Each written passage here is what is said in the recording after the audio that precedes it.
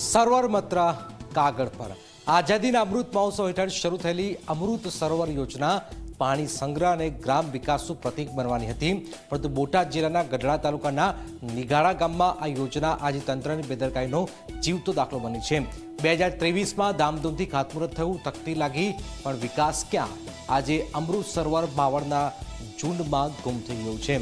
ત્યારે જુઓ તંત્રના પાપે ફાઇલોમાં દબાયેલી યોજનાને ઉજાગર કરતો આ ખાસ અહેવાલ।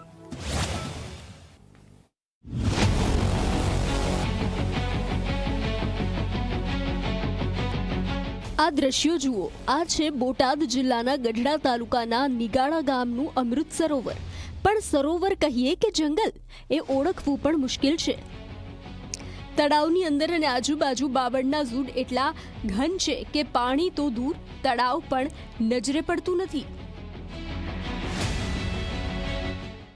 એટલે આમાં કાંઈ બાવળમાં ખૂટતું નથી, તળાવ છે કે શું છે એ કાંઈ ખૂટતું નથી। આમાં કાંઈ જનાવરે પાણી પી એક મિનિટ, ઢોરાય પાણી પી એક મિનિટ, કોઈ બાવળ એટલે કાંઈ દેખાતું જ નથી। આમાં તળાવ ચાલુ થાય કેટલો ફાયદો થાય? તળાવ ફાયદો થાય, અંદા માણાને ફાયદો થાય, ઢોરને ફાયદો થાય, અંદાને ફાયદો થાય। આમાં તો પીડ્યું હોય તો માણા મરી જાય, ઘૂંસાય। માંગ શું છે તમારી? આ સારું કરે એમ। 10 ઓગસ્ટ 2023 મોટા ઉપાડે ધામધૂમથી ખાતમુહૂર્ત થયું। સરકારે આ તળાવને અમૃત સરોવર તરીકે પસંદ કર્યું, પણ ખાતમુહૂર્ત બાદ તંત્રએ જાણે આંખો મીચી લીધી। આજે કામ નથી, ફક્ત ખાતમુહૂર્તની તકતી છે કે આ અમારું સરોવર છે એ અમૃત સરોવરમાં પસંદગી થયેલ છે, પણ અહીંયા એટલા બાવળિયા વધી ગયા છે કે કોઈ સરોવર જેખું નામ નથી। તો આથી બધાને કહેવાનું કે જો અહીંયા થોડાક બાવળિયા કટિંગ થઈ જાય એટલે આ ગામનો વિકાસ સારો થાય એમ છે, પશુઓને, માણસોને બધાને આમાં ફાયદો થાય એમ છે। બસ અમૃત સરોવરની પસંદગી કરી ત્યારે અહીં ધ્વજવંદન કર્યું। બાકી તો આ બધા બાવળ ને અંતે ને બધું એટલું બધું વધી ગયું છે કે તળાવમાં ચોમાસું પૂરું થયું છતાં પાણી જેવું નામ નથી, અને આ બધું કાગળ ઉપર હોય ને એવું લાગી રહ્યું છે। તો જવાબદાર અધિકારીશ્રીઓ આમાં ધ્યાન આપે અને તળાવ ઊંડું ઉતારે અને તળાવની સાફ સફાઈ કરે એવી અમારી ગામજનોની માંગણી છે। અમૃત સરોવરથી ગામને પાણી મળશે, વિકાસ થશે, એ વાત આજે કોસો દૂર લાગે છે। ગ્રામજનો કહે છે કે યોજના માત્ર કાગળોમાં જ સીમિત રહી ગઈ છે।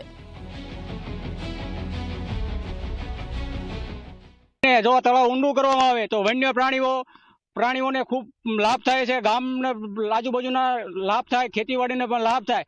તાત્કાલિક આ યુદ્ધના ધોરણે આનું બાવળ કટિંગ કરવામાં આવે, આ પાવડા નબળા પડી ગયા છે અને તાત્કાલિક રિપેરિંગ કરવામાં આવે, જેથી કરીને પાણી બચે। જળ એ જીવન, પાણી બચાવો, પાણી તમને બચાવે। જો પાણી જશે તો જ આપણે જીવનની અંદર પ્રગતિ કરી શકશું। અનેક વાર રજૂઆત કરવા છતાં વહીવટી તંત્ર દ્વારા ધ્યાન આપવામાં આવતું જ નથી।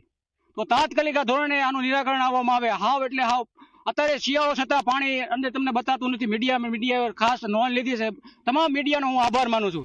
ગ્રામજનોની સ્પષ્ટ ચેતવણી છે કે જો તાત્કાલિક તળાવ ઊંડું નહીં કરવામાં આવે, બાવળ દૂર નહીં થાય તો ગાંધી ચિંધ્યા માર્ગે આંદોલન કરવામાં આવશે। તળાવ છે રાજ્ય સરકારના સિંચાઈ વિભાગ હેઠળ હસ્તક બનેલું છે, અને એમને મીડિયા મારફત જે રજૂઆત મળી છે એટલે અમે પણ સિંચાઈ વિભાગને સ્ટેટને રજૂઆત કરશું કે આ બાબતે યોગ્ય કાર્યવાહી કરવામાં આવે, અને શક્ય હશે તો નિગાળા ગ્રામ પંચાયત પણ એ બાબતે સાફ સફાઈ કરાવવા માટે પૂરતા પ્રયત્નો કરશે। કેટલા વર્ષ જૂનું અંદાજે તમારું છે? અંદાજે તળાવ તો 50 વર્ષ કરતાં પણ વધારે જૂનું છે, અને સિંચાઈ સ્ટેટ ધામધૂમથી ખાતમુહૂર્ત, તકતી લાગી, પણ વિકાસ ગાયબ। પ્રશ્ન એ છે કે શું અમૃત સરોવર માત્ર નામ પૂરતું છે કે વિકાસ ફક્ત ફાઇલોમાં જ સીમિત રહેશે? રઘુવીર મકવાણા, ઝી મીડિયા, બોટાદ।